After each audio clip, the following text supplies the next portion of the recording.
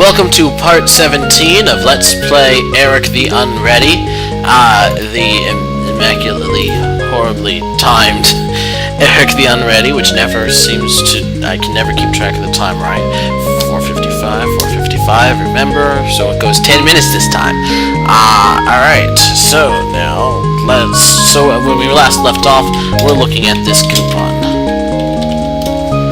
Good for 5 free acting lessons with the Bard.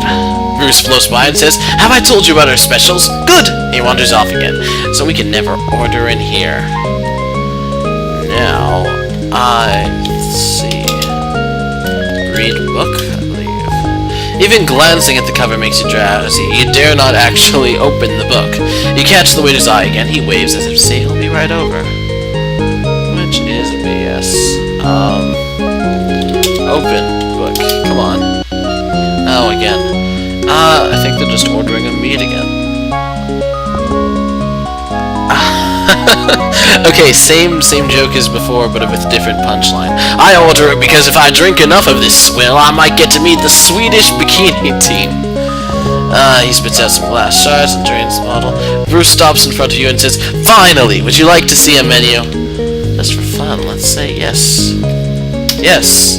You hear a huge crash in the kitchen. Oops, gotta run. Bruce disappears into the kitchen and emerges moments later to serve another customer. Bruce pauses as he walks by and says, "Oh, by the way, tomorrow night is Dragon Slayer's night. Anyone can prove he's as killed a drag, he gets 1 free drink for every body part he's missing. The record so far is 13. Be sure to drop by." The waiter skips away. Never gonna order here. Never coming back again. Probably not. Alright. Give coupon to Bruce. Bruce's eyes pop out of his head. He absentmindedly hands you a menu while he reads his coupon. "I would kiss you," he says, "but this isn't that kind of game." Oh, I see.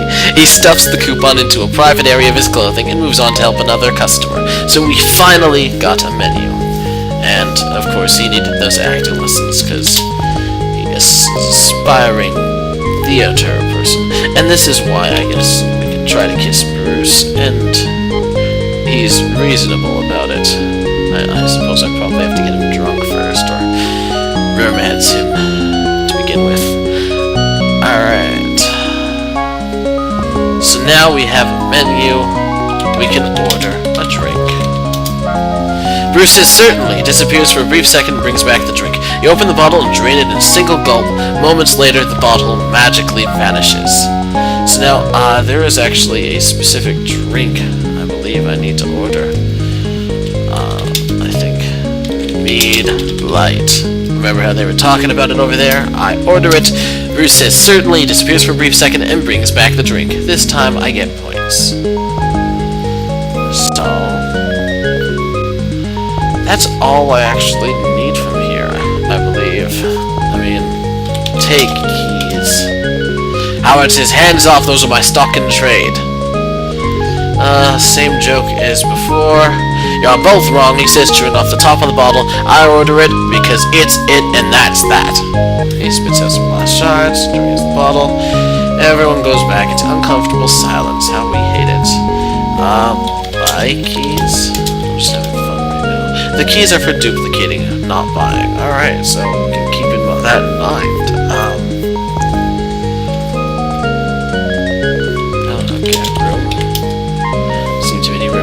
Alright, I think this is all I'm gonna do in here, so let's leave. Bruce floats over and plucks the menu from your grasp. "Can't have our customers walking off with our menus, but if you ever return, I'll be sure to deliver one to you personally. Bye-bye." I wonder if that's true, actually. If I return, will he have forgotten me, and will I be screwed for life, never to order again? Bruce minces up to you. "A pleasure to see you again, sir," he says, handing you. Yep, we get it. Alright, out.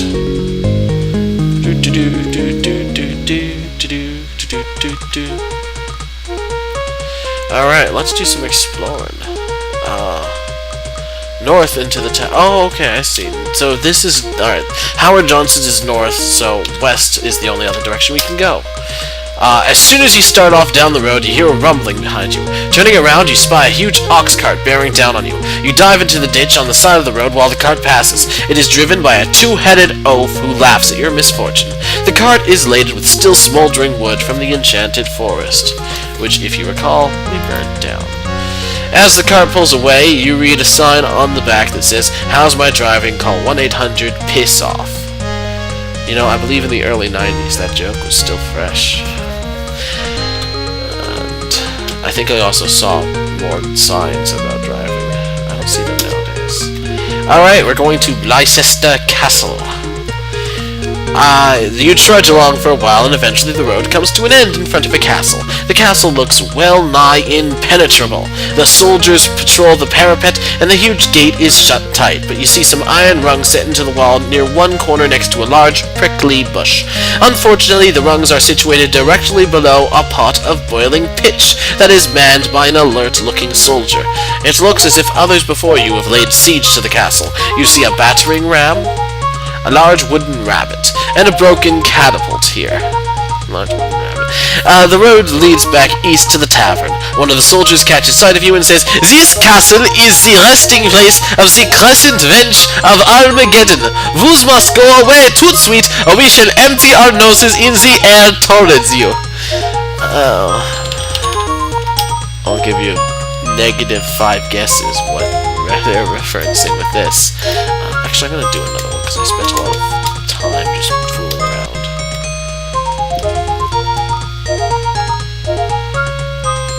Alright. You know what? Let's just have some fun with this. Let's look at the pitch. The pots of flaming pitch are strategically placed, ready to be dumped on the heads of over-enthusiastic attackers who try to climb the wall. A defender leers down at you. "I break wind outside the bedroom window of your sister-in-law!" Wow, it's like the horrible faux Python with my horrible faux French accent. Let's just climb the wall for fun. I might die. I'm just gonna see what happens. You climb up the rungs. Another soldier runs to join the first, and together they tip over the pot of flaming pitch. You leap to the ground just in time to avoid the fiery stream, but it strikes the bush below, setting it afire instantly. A few of the clumps of berries fall clear, but then the fire quickly consumes the bush, revealing a hitherto hidden path around the castle to the northwest. Oh. I see, yes. Alright, that was what I was supposed to do. Let's take the berries. Also, what I'm supposed to do. You hear laughter from above. "Peas off!" Alright, northwest is where I'm supposed to go next. But I just want to see if there's anything else I can fool around with. Talk to soldiers. Oh yes, conversation.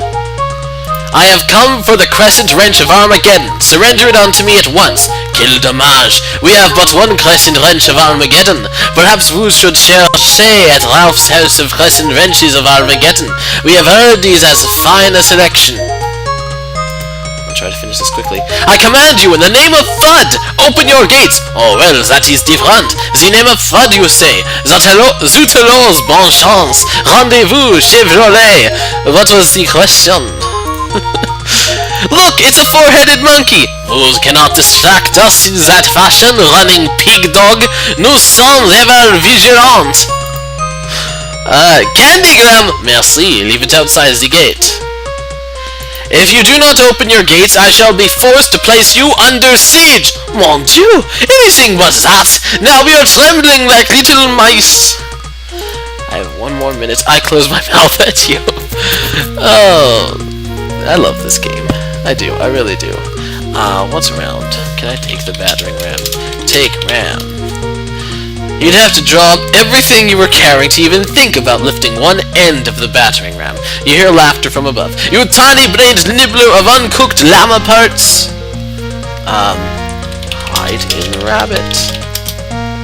You climb inside the rabbit. Then you hear the voice of one of the soldiers on the parapet. "Ooh la la, the knight! He has disappeared! Where could he have gone? Certainly not into the large rabbit! Perhaps we should bring the rabbit inside the castle, or perhaps instead we should simply burn it down."